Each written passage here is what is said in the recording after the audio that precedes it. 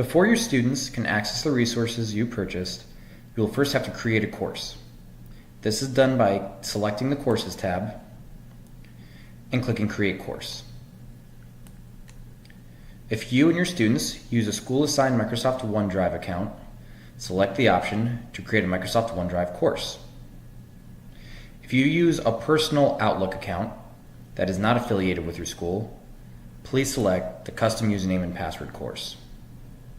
If you would like your students to not have to enter credentials to sign in and would prefer them to simply click on an icon with their name listed, you can do so with the Select from Grid course.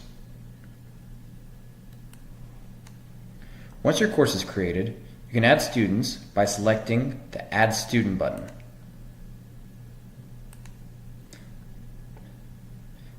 You can also upload a list of multiple students by selecting the Upload CSV option and uploading a CSV file with the listed headers.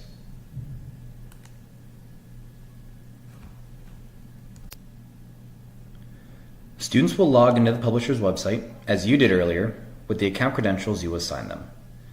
If the student has a school-assigned Microsoft OneDrive or Outlook account, and you associated that account with a student in the course, they will click the Microsoft icon and authenticate through Microsoft.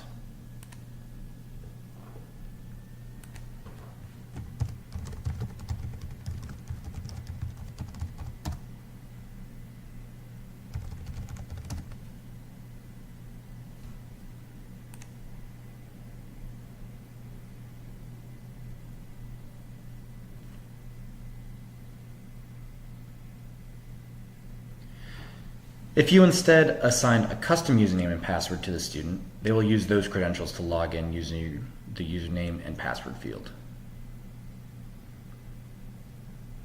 To access the content that you assigned, they will find the course in the Courses tab